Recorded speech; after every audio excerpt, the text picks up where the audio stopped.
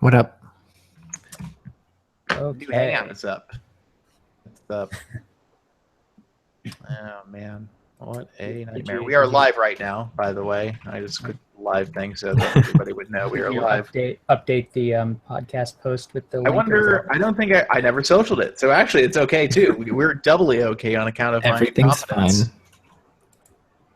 fine. Good. Wait, I pasted the wrong link.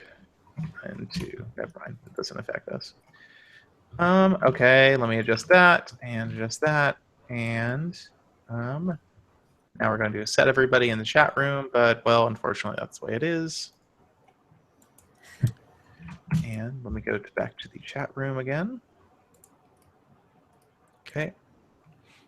Sorry about that, everybody. I accidentally Alt F4'd, actually literally Alt F4'd the original podcast window, and it was working. It said we were live, and then it suddenly stopped being live.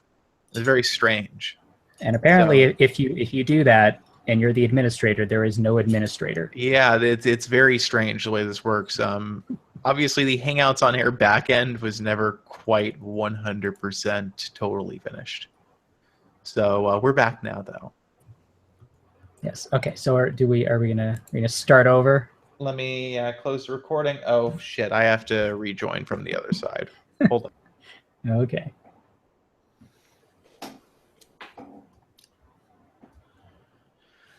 We might do a show tonight. Yeah. Inauspicious start to this week's podcast.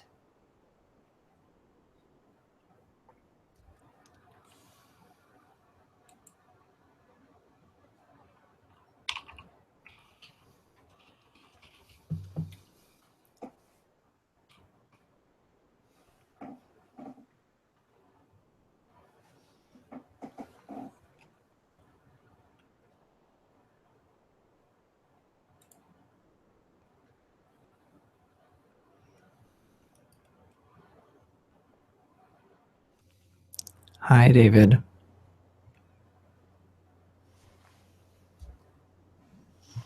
But that's not actually me. That's other me.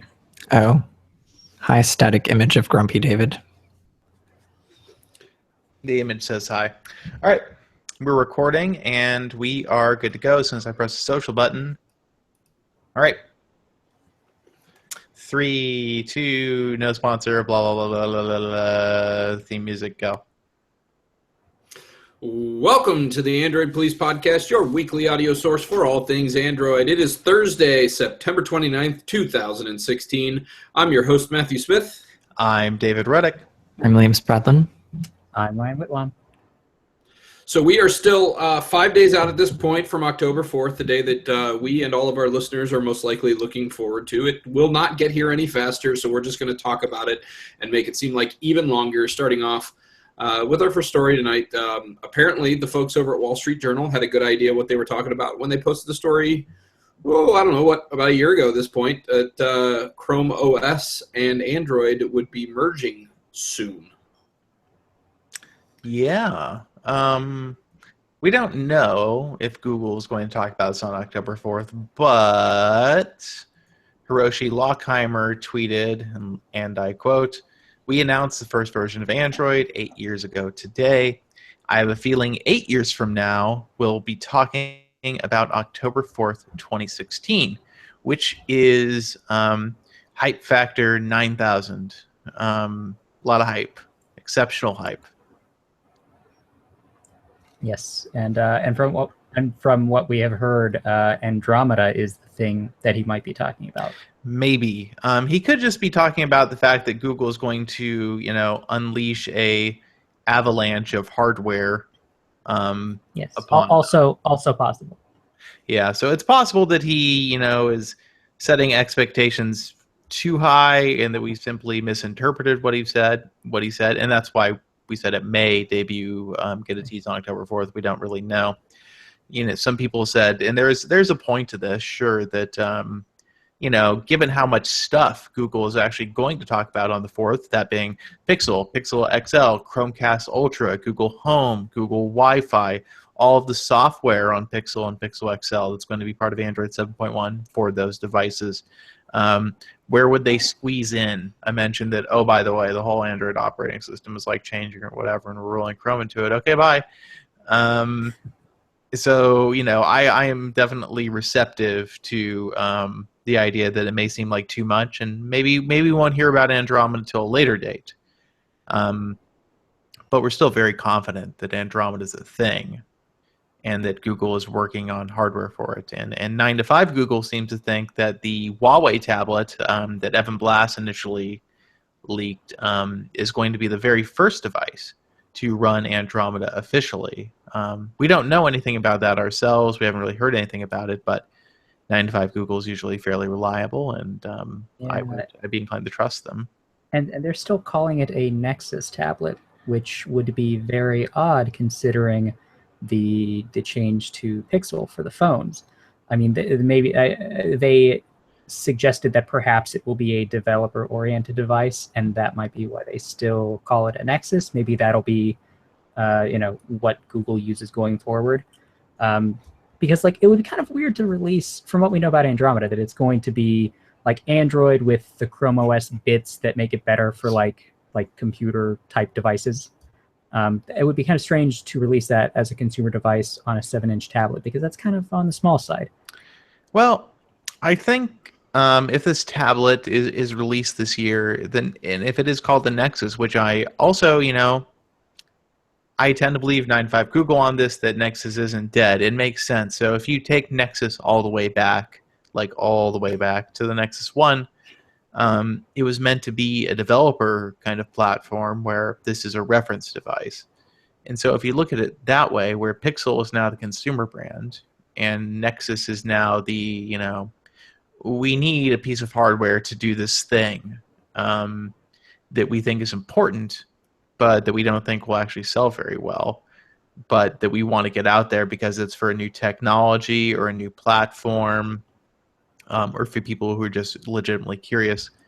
I think it would make sense from that standpoint. And all you would really need that tablet to do is demonstrate, maybe, for example, that Andromeda is about developing apps that respond to interfaces that are designed for in-hand touch control, and then have a natural way to morph into something that's more desktop, laptop interaction model friendly, which I think is probably a big part of what Andromeda is about in terms of folding, some of the Chrome OS paradigms into Android, where you want a windowed operating environment available for very large screen touch or keyboard and mouse devices, but you also want that content maybe to scale back down. So theoretically, if this, this is totally speculation, by the way, if this 7-inch tablet, could project to an external display and create like a windowed mode, a windowed operating system environment, then maybe that would make sense. And a 7-inch tablet could be made relatively cheaply if it's Wi-Fi only. And I mean, this is really just me spitballing, trying to make sense of why they would do Andromeda on a 7-inch tablet. Yeah, but I mean, if we do see Andromeda at the event, I'm sure it'll just be like a very brief thing at the end or something. It's not going to be like the highlight of the event. Yeah. And the other thing is, now we know, and I'm skipping ahead here, but it's part of the same topic, is that Google is already planning to integrate the Pixel brand with Andromeda with a laptop next year. At least what appears to be a laptop. It's not clear to us if this is going to be a fully tablet detachable device, all a Surface Book, but I would probably at this point suspect it's something more like the Lenovo Yoga Books, where it's super thin, super light, ultra portable, and can fold all the way back into a tablet with the keyboard on the back, maybe, to give you a basic tablet experience. And considering how thin it is, 10 millimeters, maybe that makes more sense. So the fact that Google's planning this out, so early, I really, every part of me wants to think that we're going to see this tease of Andromeda, and that it'll be like, oh, well, here's the next evolution of Android, and maybe they show like a silhouette of a laptop, and they show the operating system running on the silhouette, and we'll have more to share with you next year. And then, but for now, we have this developer reference device that can help you get your applications ready for this big change. Maybe, but maybe we won't see that on the 4th. Maybe that'll be kind of a separate thing. It's definitely interesting, and it's hard to come by good info on this because obviously if Google doesn't intend to do a consumer marketing campaign around this, then the only people who have reason to know about it are the people who are doing the presentation and then the people working on the projects themselves. So it's a little bit tougher. Right. There's no FCC filings or anything like that. No. Yeah, we did see, people have pointed to a trademark filing by Huawei for a Huawei 7P, was it? Back in like February or something. But, I don't know if that really amounts to anything. Yeah, I think if you took a look at all the names that Samsung has trademarked over the years, then you might take a little less stock in the validity of yeah, trademarking is definitely sometimes undertaken as a preemptive activity. Right. So, all right. So that pretty much covers the Andromeda news. So we've got a potential for a teaser of Andromeda. We've got a 7-inch Huawei Nexus tablet that might be running it as a reference device, and then the upcoming Pixel 3 expected in Q3 of 2017. So let's talk about the things that we are definitely more sure of coming on October 4th. So we'll start off with Google Wi-Fi, which is a Wi-Fi router, which is not part of the OnHub program, it appears. $129 Wi-Fi router that is going to be somehow better than our previous experience with Google and Wi-Fi routers. Yeah, this is really strange, but at the same time, I don't think anybody, given like 6 months after OnHub came out, I think everybody kind of realized, there's not a lot of attention being paid to this. They have their releases, that they do, but no major feature additions. Yeah, they have not kept up with it. I remember I was complaining on Twitter like 6 months ago that the USB port still didn't work, and a Google engineer replied to me. He's like, "It's happening soon. It's happening soon." I'm like, "Okay, we'll see." It still hasn't happened. Lol, JK. Google, the OnHub, maybe, it's always Google with the A/B testing, I guess. The OnHub seemed to be like, you want the super ultimate router that does all the things, except OnHub never did all the things. That was kind of the problem.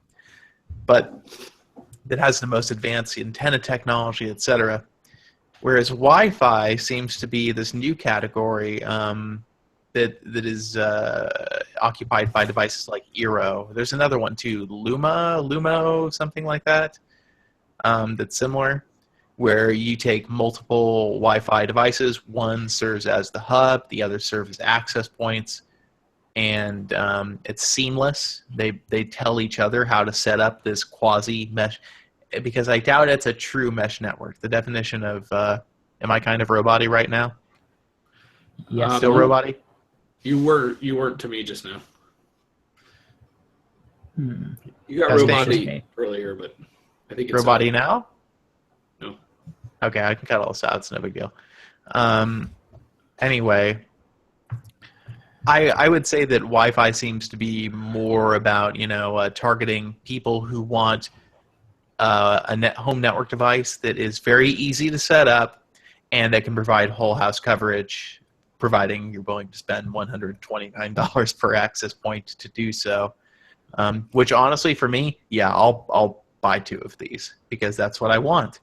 I want good Wi-Fi coverage in my living room because my hub is always going to be in the office, no matter what, because I need the hard line to my desktop. So this makes perfect sense for me. And then obviously if a multi-story home or a house that has, really aggressively anti-wireless walls, this kind of stuff is very desirable. And at $129 per access point, that's cheaper than Eero and all the other companies that do this. People say that, well, you can do this if you buy multiple routers and, put it together yourself. And it's not the same thing, though, because these communicate all wirelessly.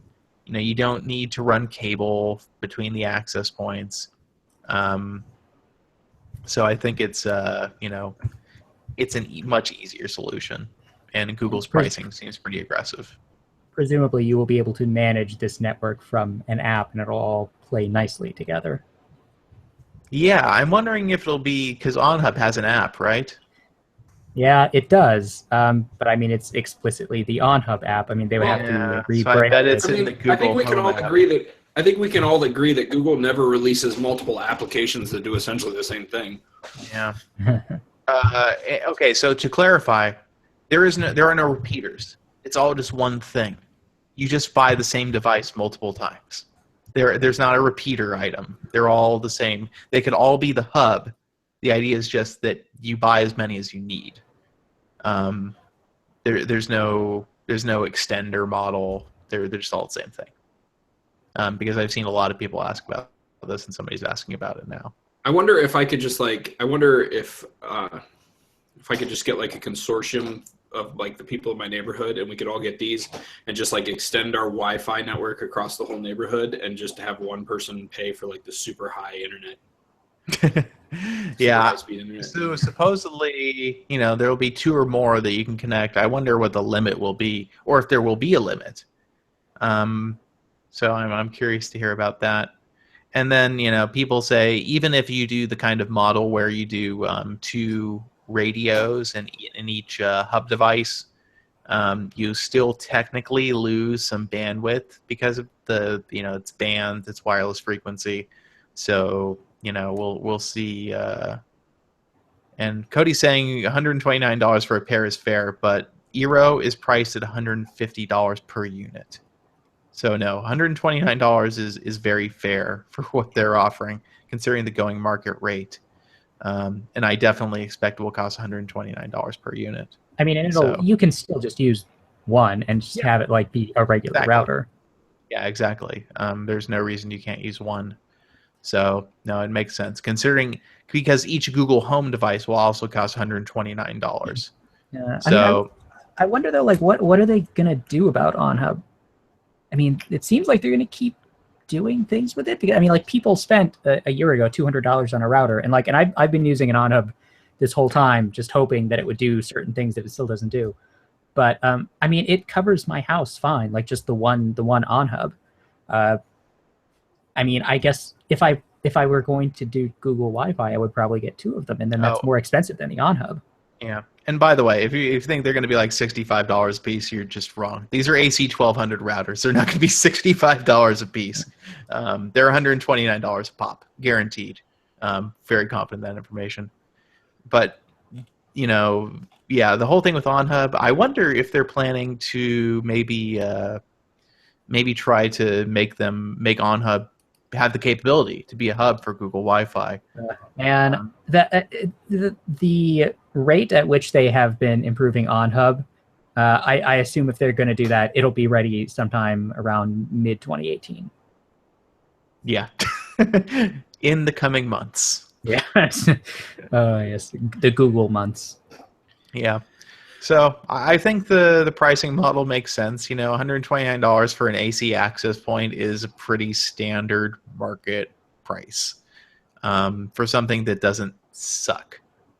And yeah, the Google Wi-Fi is meant to be a standalone device. You can use just one by itself. That's designed to be that way. Liam raises a salient point. Why is it not just called Project Y? Because then it could be Project Wii, and I think Nintendo would sue them. Okay. Yeah. All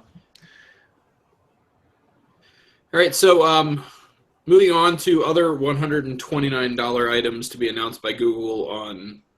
Man, that is a really specific thing to move on to.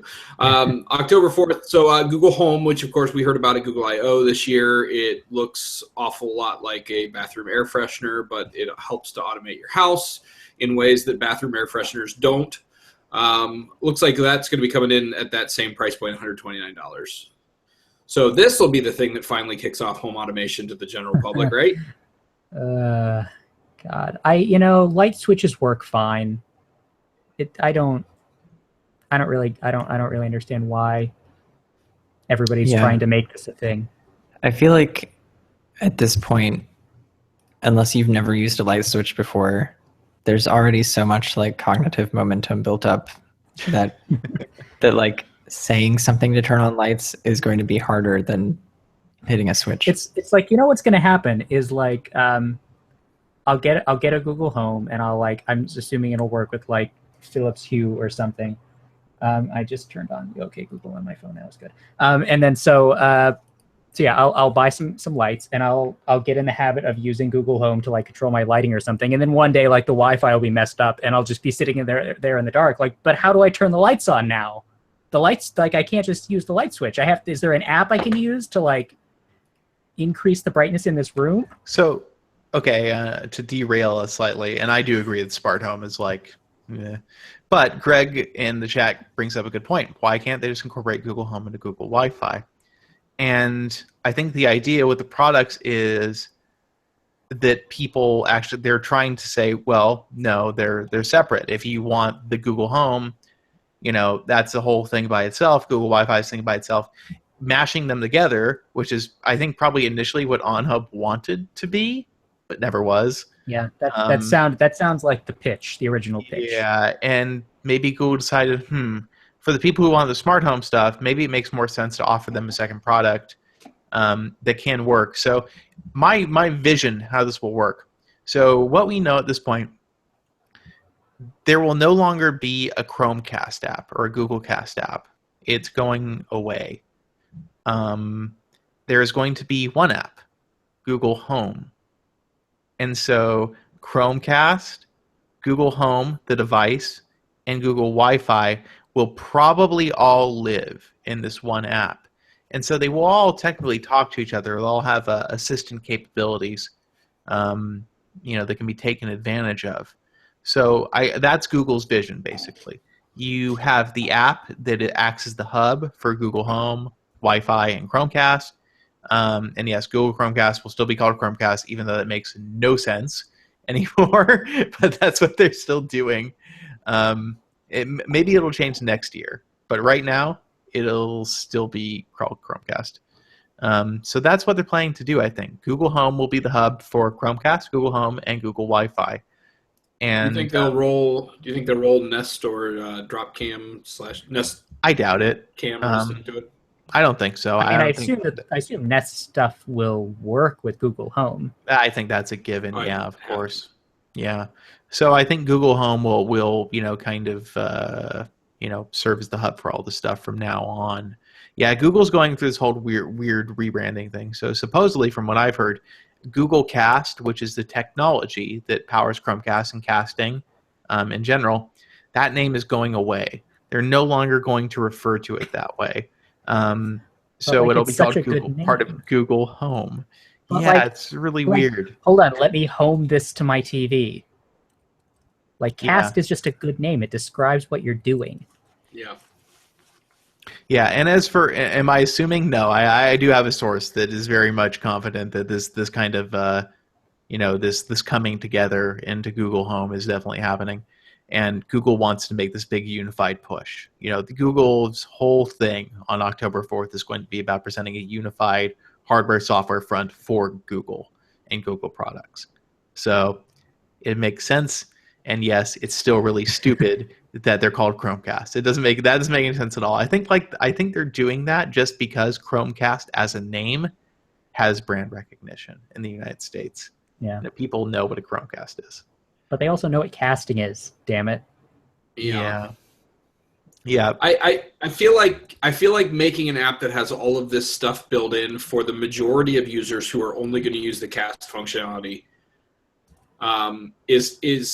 it's like, forcing somebody to buy a server class machine to check their email. It just doesn't make sense to me. There's a whole lot more there than what 99% of the users are going to use. I guess. I mean, what surprises me personally is that Amazon still has the Fire brand. I feel like, for the Fire TV especially, it should be Alexa TV. That makes way more sense considering where they're going with all that. So I think that what Google's doing makes sense to me because they're trying to say, we're providing a seamless experience as far as the features go. Basically, Google Home says anything that falls under this umbrella can talk to anything else that falls under this umbrella. Whether consumers will understand that, I mean, of course they won't, but that's what Google wants them to understand. I mean, it's fine to try to like make things more consistent and like say, look, we're going to have this one app that manages all these similar things, but a year ago people spent $200 on a router. Now they're making a new router that isn't that, and Yeah. it's just disheartening.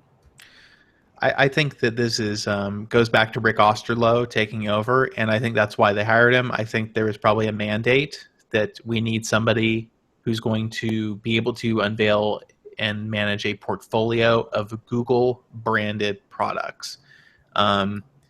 And regardless of that's the problem with Google. It always has been that Google is happy to work on essentially products with competing interests. It's not a big deal. Like, well, the better product will win, so who cares? I mean, if they're going to change that, they need to explain what's going to happen with OnHub. They either need to like kill it or make it part of Google Home. Yeah, the whole thing with OnHub is a mess. I mean, I feel bad for OnHub for what's happening, but yeah, because Google Wi-Fi will almost certainly immediately trounce it in terms of feature set and price, obviously. Yes, yeah. Let's hope. It took OnHub a long time to get to where it is, and at least now, like the app actually does things. When it came out, it kind of didn't do things. Yeah.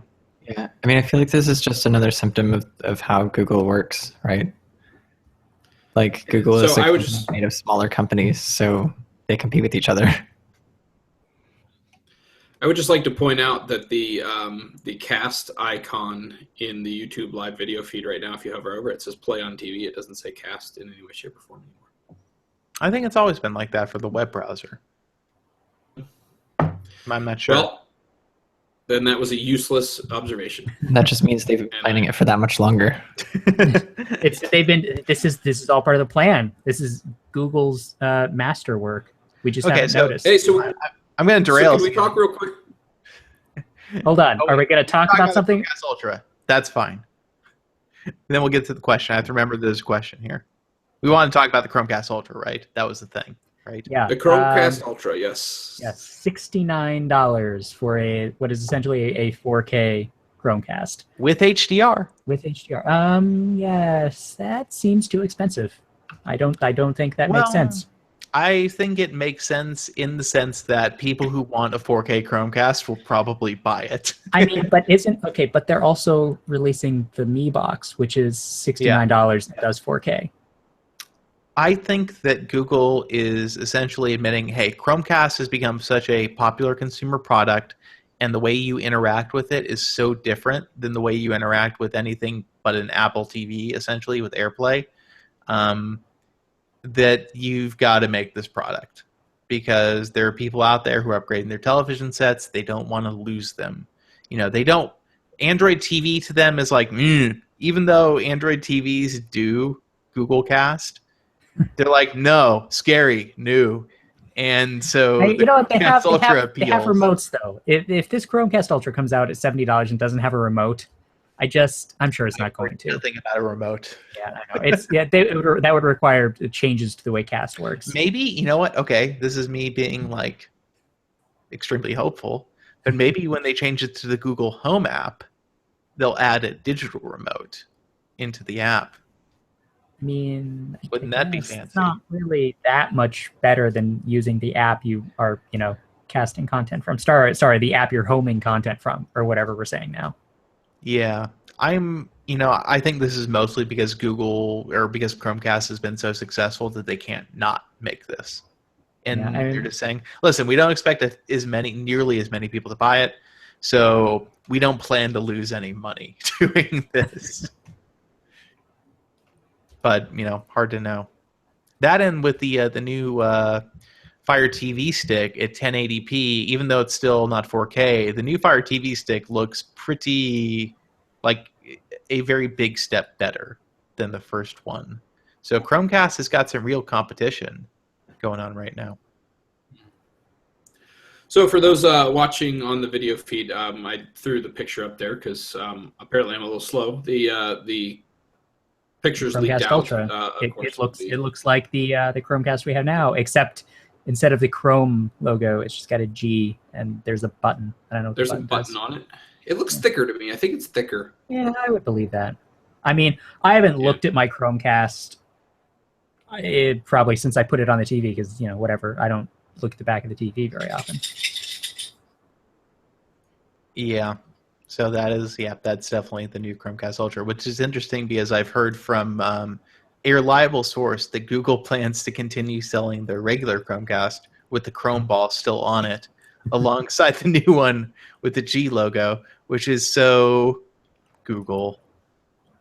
They just don't care.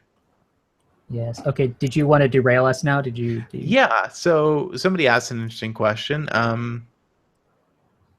What do we think as far as, Google is essentially going to do a hardware blitzkrieg on October 4th. They are,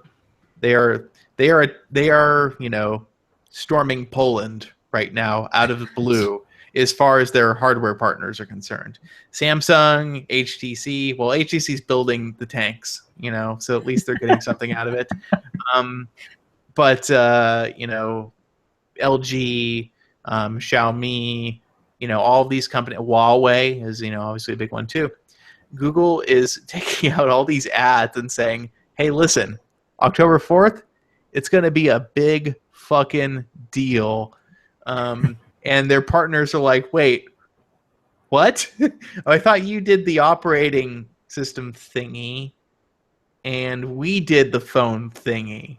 And then sometimes you did the phone thingy, but it was like, oh, it's it's a partnership. We're being friendly. Whereas now Google's like, yeah, we're going after that iPhone. So even though they probably will fail miserably from any kind of commercial standpoint in doing that. So I mean, it's very strange. It's the first time Google's tried to do this.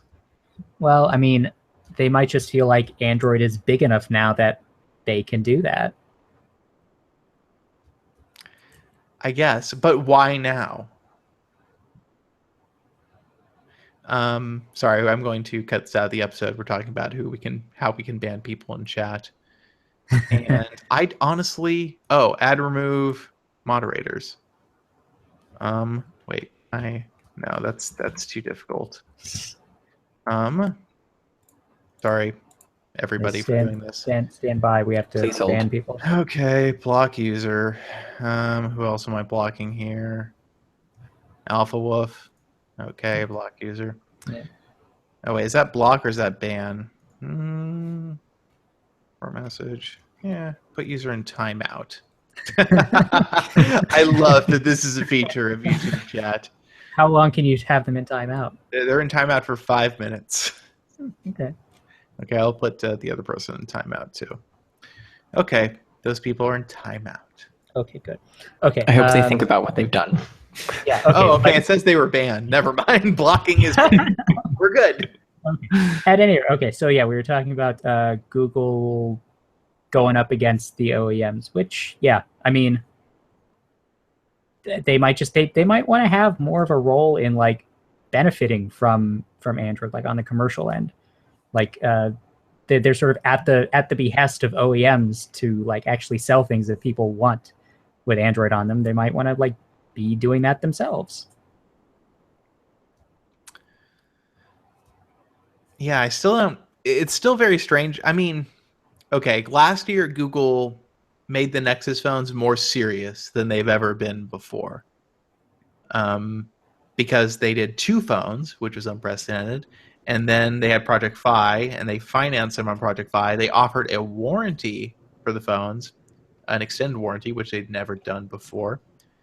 And I would say the announcement event itself was, by Nexus standards, the most attention that Google paid to the Nexus brand ever, even if it wasn't, up to standards of other OEMs in terms of the, pomp and circumstance they try to create around product announcements. So I'm just, I still don't know why now is the time. I mean, I guess last year, maybe they were hinting at it with the Pixel C, but the Pixel C was a botched product. Not It was, really a commercial sort of yeah. product. I The mean, how Pixel many C people was supposed really? to run another operating system, and then they're like, "Lol, JK, it's gonna Yeah, do I mean, something else now." Part of this might just be kind of vanity. Like they don't want to have to put an OEM's name on like the official Google phones. You want to like manage the whole process. Yeah, I mean, and this gets back to Andromeda too. You know, if Google can essentially, I guess the theory that I've also seen thrown around and that I've been kind of thinking about is Andromeda going to be the big reset button that Google can hit across all of its manufacturing partners and say, listen, at this point, you're either with us or you're against us. We'll continue developing AOSP, but it's going to get none of the cool feature love that Andromeda is going to get going forward. So if you want to make an Andromeda device, let's talk. If you want to make an AOSP device, here are the bits and pieces you need. Good luck. That would be a risk.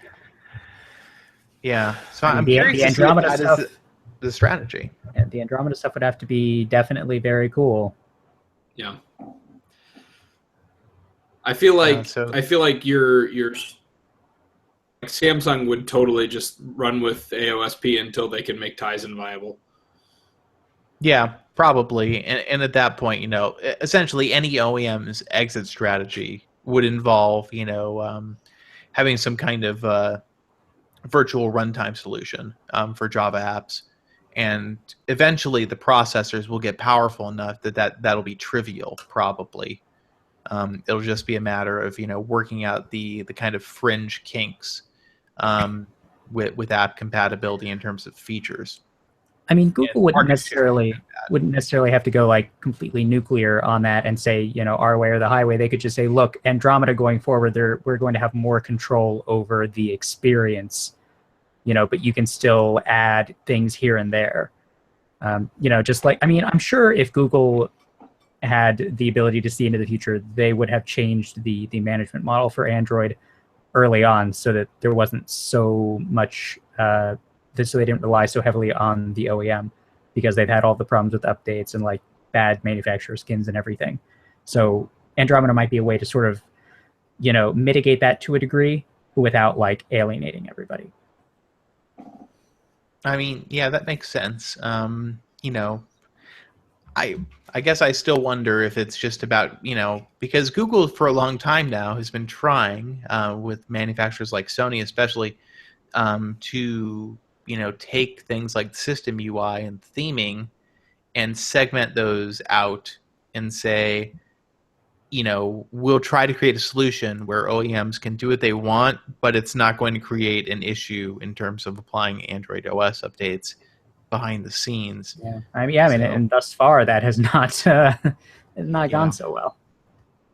Yeah, I, you know, it's very interesting to see what they're doing, because it seems like we will see whether or not Andromeda is announced October 4th. Regardless of that, it's still going to be a, you know, truly interstellar shift in Android strategy, or should I say, intergalactic shift. I can't be the only one who thinks of, you know, like uncurable diseases when I think of Andromeda. I mean, the In Andromeda reference strain. to what movie? The Andromeda strain. Oh, Yeah. yeah. I mean, I've also That's all I got. So, all right. So we do, just in reference to the Pixel phones, we do have some press shots leaked out this week. Here they are, press shots. Yay! So right now is the Pixel XL, and you can tell because there is a gray gradient background, as opposed to this one, which has a blue, which is therefore the Pixel, because XLs make things grayer or something. Yeah, so those buttons, how about them buttons? them buttons. Them buttons. Yeah, I am not a fan of the buttons. The burn-in is going to be so magnificent on these phones. Beautiful, beautiful burn-in. But you know what? It's so far to the edge of the screen that don't worry, it won't disrupt your daily Daydream viewing experience. Oh my It god, will- you're it will totally going to be able to disrupt- see those in Daydream. What? I didn't even it will think about disrupt that. literally every facet of my life. That's going to make it super obvious. That's Oh, I can say that I've seen the retail Daydream view units. We can't publish pictures, unfortunately. And Google has adopted a, so you know how the On Hub has like the bottom, and it's kind of like that corrugated fabric look thingy, like where it's like shreds of fabric that make up the pattern. That is going to be the look for the part of the part of the Daydream view that wraps around your face. Sounds comfy. And it'll be multiple colors, just like the like the Google Home. Excuse me. Yeah, so they're trying to match up the aesthetics. yeah. Interesting. Because you can totally see the home when you've got the Daydream VR on. Totally. I mean, you'll be like surrounded by burn-in in virtual reality. I'm always in the periphery of your vision. Real burn-in and then in virtual reality. And then it'll, like, the burn-in will be transferred to your eyeballs if you use it for long enough. So it's like your phone screen will actually burn into your eyes. Oh, I need to make these available in a viewable format. I'm sorry, we can't show you the picture. It's wait, is that right? There you go. Okay. Anyway, what's next on the spreadsheet? Next on the spreadsheet is Liam and his love for the new circle icons. Yes. Oh yes. Let's hear about this. So yeah. Circle icons. Cody did a big post about them where he showed like every circle icon that's in shipping apps already. And we've seen them on the Pixel launcher, in the leaks, and the calendar icon. So it seems like this is a thing that's going to happen now. We don't know if Google plans to actually mask icons, meaning like crop them or frame them where they just drop the icon on a white circle like they've done with Calendar, Gmail, Camera, all of the Play apps, Drive, Duo, YouTube Gaming, Photos, and others. But either way, I am highly questioning of what the rationale is behind this. So I did a post about it, and in that post, I explored some possible rationales for it. The most obvious one being consistency, because if all the icons are the same shape, that's consistent, and that's good. But the thing is, consistency is not always a universal positive. Like in order for it to be positive, you have to have a justification for it. Like consistency for its own sake is destructive. So then I explored some things like maybe they think that having all the icons be the same shape will help users scroll through them faster or scan them faster or make them more understandable. But that's also not the case, because we've seen the ones that are framed, like Play Music, that actually just make the composition even harder to look at. So you spend actually even more time, although it's a marginal amount of time, parsing the icon versus if it were just the icon itself. And finally, just a circle seems like an arbitrary shape. Like if you design icon packs or whatever, then that's fine, because you're choosing a circle as your base shape as a constraint for your design project. But it's a lot different when you're asking every partner and developer and designer you have to fit their logo and their brand into a circle, which is one of the most, I could think of very few other shapes that would be more limiting that aren't outrageous. So like a star would be too outrageous to consider, but more limiting. A triangle would be more limiting, but Google already made that work anyways. But a circle is just like a canvas that doesn't have any corners. It's not very much room. A lot of logos aren't circular. A lot of them aren't going to magically become circular. So I'm really confused as to why this is, and I don't want it to be the case that the rationale is we want the Pixel launcher to be different-y. which could totally be the case, but I would be highly disappointed. It's about consistency. It's about But I just about- said consistency. it's about being inconsistent with the iPhone. I like. First of all, okay. can we just agree that this calculator icon isn't even a circle? Yeah, that's Okay, that's so like It's not. it's That a is- feeling is- complex shape. A planet with a moon. My feeling is that since this hasn't shipped yet, that all like something came out that was like everybody needs round icons for the Pixel launcher. Like go make your circle icons, and everybody interpreted that different ways. The Play Store or the Play Apps teams were like, I give up. Let's just throw some Doritos on a circle, and that'll be the icons. And the calculator team was like, we're going to stand out and be different.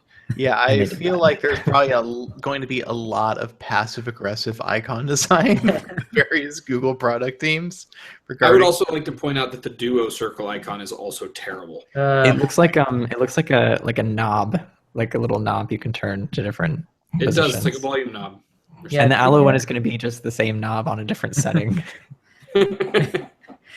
I think there are just going to be so many unattractive icons because a lot It's- of like you said, like a lot of icons aren't like logos aren't always going to fit in a circular shape. Like they're just going to be framed or cropped awkwardly and look bad.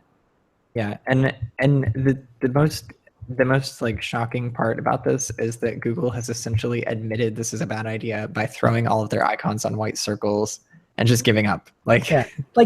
This is what Samsung used to do in the TouchWiz launcher. That it wasn't even an option. Like it just did it to all of your icons. It would put them in circles. And Huawei now does they it too. have, and now on the Note 7, like they have that as the default again, where it puts everything in a frame. But at least you can turn it off. this is flat out spaghetti on a plate. This is, yeah. But the thing is, like, I'm always, I don't know. I try to remain sympathetic when I like do posts like this because I don't know what went into this, or like who made this choice or why. But I really did. I tried to find like some redeeming quality or like reason why this makes sense, and I couldn't. Yeah, this feels very emotional to me. There's we, a feeling that things need to be the same. Do we And know that who- feeling is essentially Even though for the past like year and a half, question mark, like the whole thing about Android has been don't be the same. Like, Yeah. seems weird. you can be as different as you want to be within the confines of a circle. Well, on the upside, Nova launcher sales will increase greatly. Yeah, I'm sure. Yeah, because I wouldn't want to use this launcher even. The circle icons really do bug the crap out of me. Yeah, it's bad. And the app drawer, while not white, is very close to white. So then you have a bunch of white circles on a near white drawer, and it's just really, really excellent.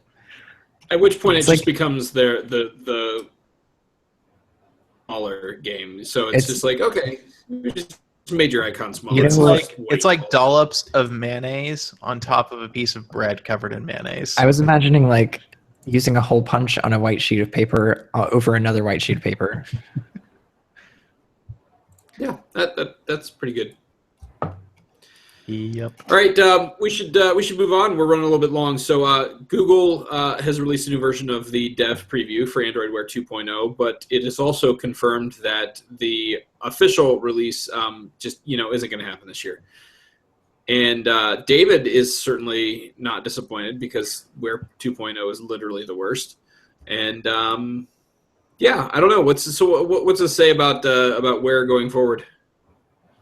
It says it's not going forward as quickly anymore. It's- That's literally what it says. I think we can probably read I into think it. at this point we can as, say it's going sideways as, now. we can read into it as shit's not going well.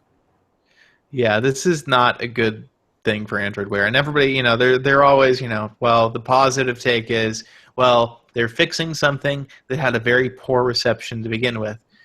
But the reason, the whole problem with that is Google thought they were doing something really good when they pursued this entire change in design and interaction, on Android Wear. And then it turned out, oh, nobody actually likes this? So I feel like the impulse is going to be do anything but this, and that is dangerous. Most likely, it could lead to some very strange outcomes. So they released the third dev preview, and they said there's going to be a fourth one still before the public release, which they expect to happen early next year. I mean, they don't, that could mean a lot of things. That could mean, late winter, early spring. I mean, they've got a pretty substantial window to get this done and not be liars. But I mean, this might explain why there aren't really any Android Wear releases on the calendar right now. They might have been communicating to partners like, look, it's going to be a while before, we know exactly how this is going to shake out. Like that ZenWatch 3, I think, did they ever announce a release date for that, or is that still just floating around? And then those Fossil watches sort of quietly came out a couple of weeks ago. But I mean, other than that, it's been pretty quiet, and no new Huawei watch or Moto 360 probably this year. So yeah, I think if you're a Wear hardware partner, this is the time where you say, well, maybe we cut our losses. Like you hold off right now. You maybe pause your hardware development and wait and see. I mean, I suspect probably that whenever this is done, Google will announce those rumored Pixel watches or whatever they are with the new build of Android Wear, and maybe that'll kickstart things again. But I mean, this is Google's chance to really just like break with the past and do something different with Wear, like really just try to reset and address a lot of the problems that people have had, not just with the dev preview, but with Android Wear in general. Yeah, and I feel like now they're up against stiffer competition than ever. Apple Watch OS 2 has people who like the Apple Watch quite excited, and people are generally saying pretty positive things about it, whereas all of the coverage of Android Wear 2.0 was pretty much negative. And, it made it seem like it wasn't finished because it wasn't. It was a preview. So especially going up against Samsung with Tizen on the Gear Tizen or Tizen or however you want to pronounce it, on the Gear S3, which is claiming to get 4 days of battery life under regular usage. I don't know if that's with ambient display on or off or what the deal is there. But either way, I'm sorry, Android Wear has never really been so much better than any other wearable platform that they have any credibility to stack this delay on. It's not like, oh, well, we've done well in the past, we want to make sure we do right by everybody in the future. It's more like, no, nobody's driving this car, and we've determined that it's not going to go off a cliff for another 6 months. We thought it was going to happen sooner than that. So I'm curious to see what they end up creating. Yeah, I mean, this is their last shot, really. Like, if they're going to make wearables work, this 6 month period where they're just sort of saying we're going to take our time with this, like, it better be good. Otherwise, I don't see what else they possibly could have to offer.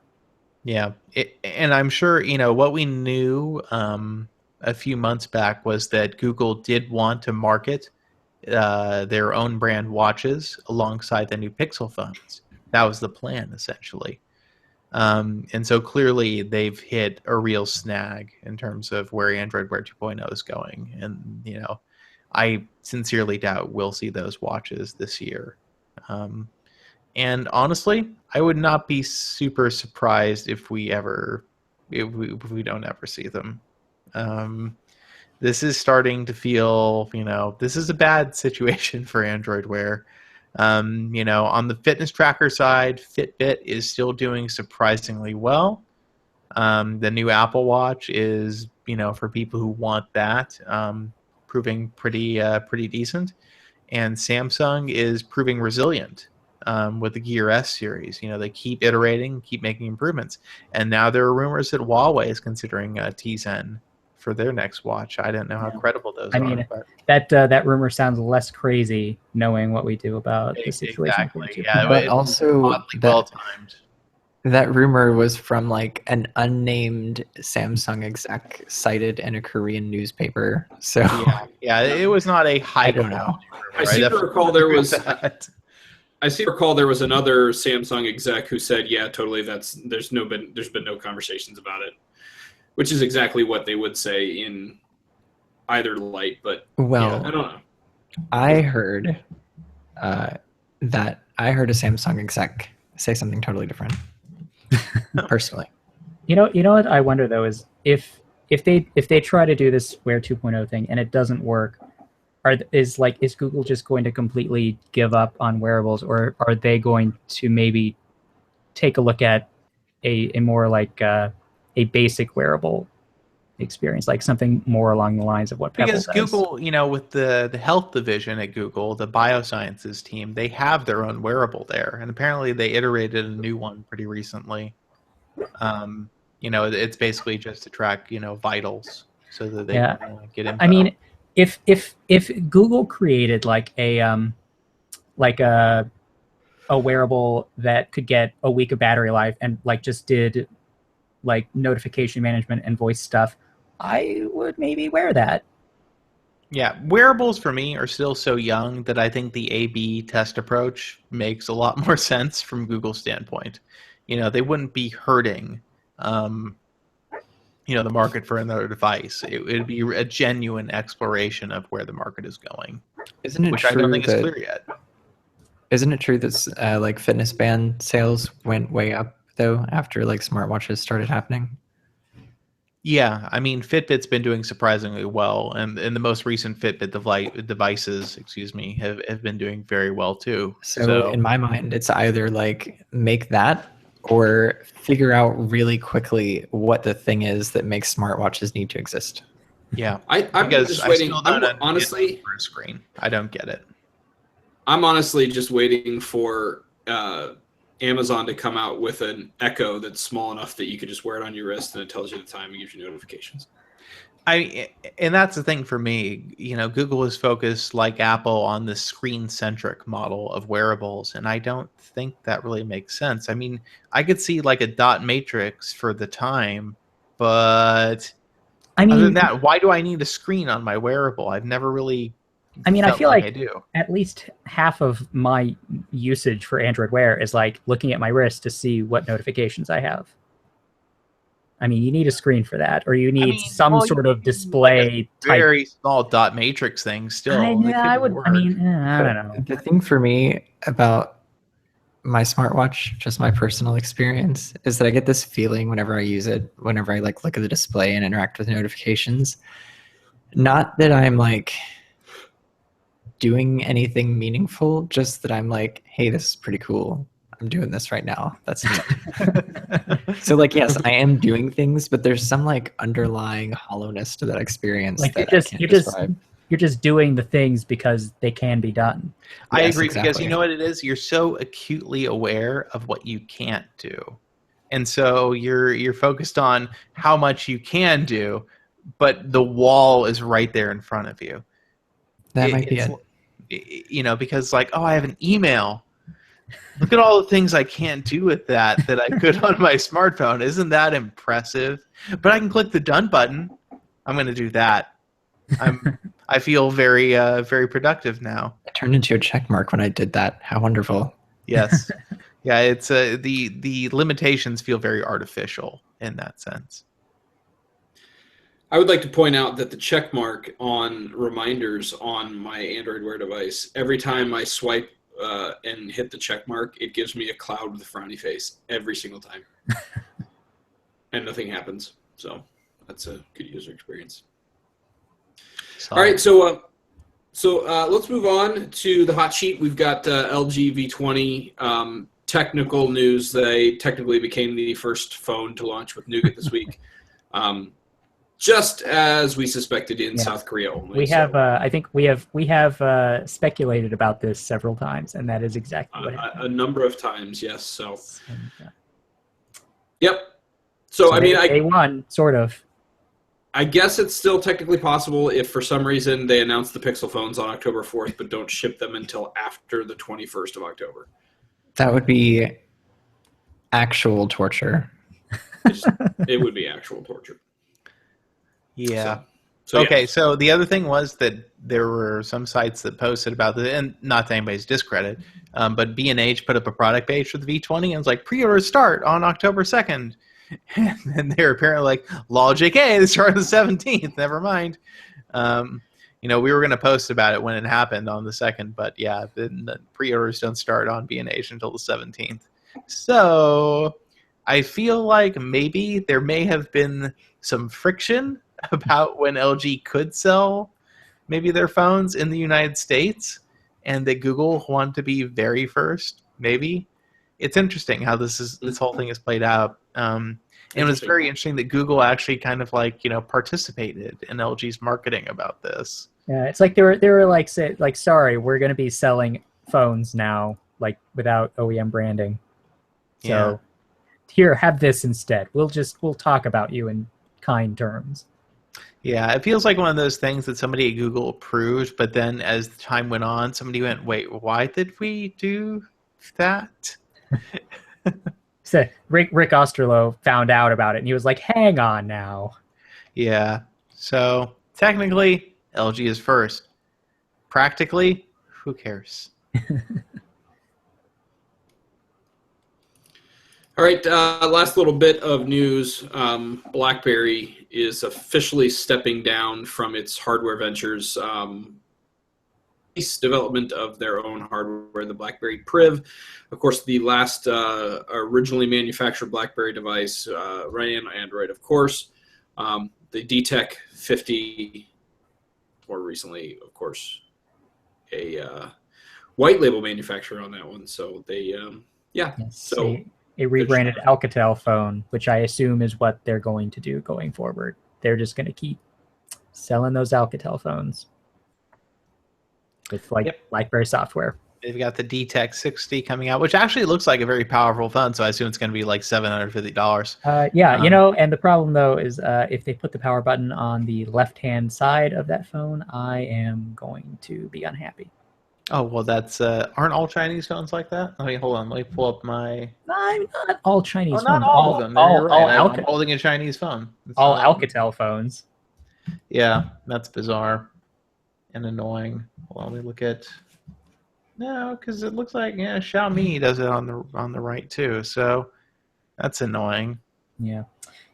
So look, BlackBerry obviously did not have success with the Priv. They priced it way too high for what you got out of it, and people don't really care about a keyboard that much anymore. And I mean, it's just carriers, when they can sell Samsung phones as fast as they get the shipments in, they're not going to devote space to having a BlackBerry phone that doesn't move. So apparently they're going to license out their QWERTY keyboard technology to other manufacturers, though. So of course, yeah. In theory, somebody could make one if they ever thought it was necessary. Yeah. So, well, whatever. BlackBerry, we will probably just continue to watch that. Right now, they're not a train wreck anymore. They're just like the smoldering remains of a train wreck. They could definitely continue, as a company in this fashion if they put out good hardware and can actually get it updated in a timely fashion. Like the update situation on the Priv was just embarrassing. Was it that bad? I think they had Marshmallow within 3 or 4 months of the phone coming out, something like that. I'm pretty sure it was longer than that. I mean, it varied by carrier too. Yeah, it wasn't. I mean, it wasn't great, but it wasn't Samsung's done worse. So, they weren't quite the very bottom, I guess. Now, granted, I'm guessing that phone is not getting Android 7.0. I mean, okay, so April 26th for the unlocked, I think. So that's 5 months, yeah. And then the carrier versions filtered out after that. Okay, so 5 months, yeah. That's Samsung speed. And on a carrier. I mean, I don't know. And it seems like they should have been, when they were touting, we're going to have all these good security updates and everything. And they're like, but you don't get the OS updates that you actually care about, which is kind of lame. Yeah. They do have monthly security updates, though, which to their credit, some manufacturers who won't be named are not quite so good about that. BlackBerry at least pretends to care about the security. Yeah. You know what I'm curious about, to see if Alcatel launches this pro version of the Idol 4S in America, because the regular Idol 4S is like way overpriced for what it is. It is But really, if you slap in a Snapdragon 820 in there, maybe the equation changes. Maybe if that phone is like $500, then you're talking something that's more competitive at least. But I kind of question if they will do that, because we've not heard anything about it, at least. It's gone through TINA, but no FCC or anything. I don't think we've seen.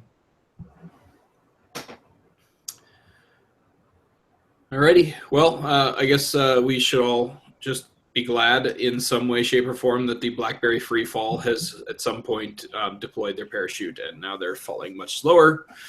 So, okay, good. In the meantime, I think that's going to about wrap it up for this show. We do have a giveaway going on at the site, an NVIDIA Shield bundle with 3 additional controllers. So that's a total of 4 controllers at $69 each plus $199 for the controller. Not a bad score. Giving away those on the website androidpolice.com/contest. You can get yourself entered to win one of those devices. Not a whole lot of time left. That contest ends at midnight on the 30th. So if you want it, go sign up now-ish and get yourself entered to win. Other than that, if you have questions, comments, concerns, or anything else you'd like to convey to us, you can email us at podcast@androidpolice.com. You can also give us a call at 530-HELLO-AP. That is 530-435-5627. You can also find us on Twitter at Android Police and on Google Plus and Facebook. Okay, I'm going to stop the broadcast.